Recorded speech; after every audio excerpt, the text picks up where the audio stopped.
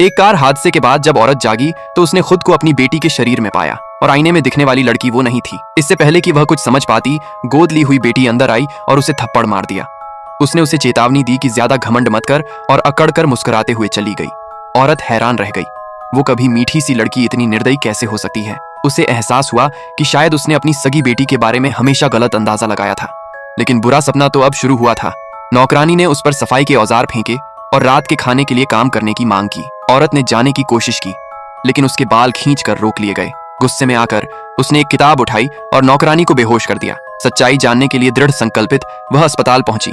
वहां उसका पति सारी गलती उसकी बेटी पर डाल रहा था। ये सब उस चालाक गोद ली हुई लड़की की वजह से था। उसने उसे थप्पड़ मारा और घर से निकाल दिया। वो उसकी असली पहचान से अनजान था।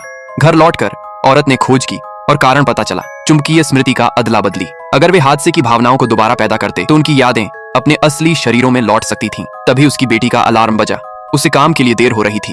औरत कंपनी पहुंची, लेकिन गोद ली हुई बेटी और उसकी बुरी दोस्त ने उसे रोक लिया। उन्होंने मांग की कि वह घुटनों पर बैठकर सिर झुकाए, वरना उसे परिवार से निकाल दिया जाएगा।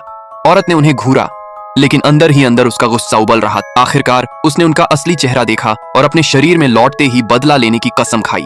लेकिन इससे पहले कि वह कुछ कर पाती, उसे नशा दे दिया गया। एक गुंडे ने उसके सिर पर बल्ला उठाया और सब कुछ अंधेरा हो गया। जब वह जागी तो आखिरकार अपने असली शरीर में वापस आ चुकी थी और उसकी सगी बेटी अब भी उन गुंडों के घेरे में थी। औरत ने जरा भी झिझक नहीं की। वह बिल्कुल सही समय पर अंदर दाखिल हुई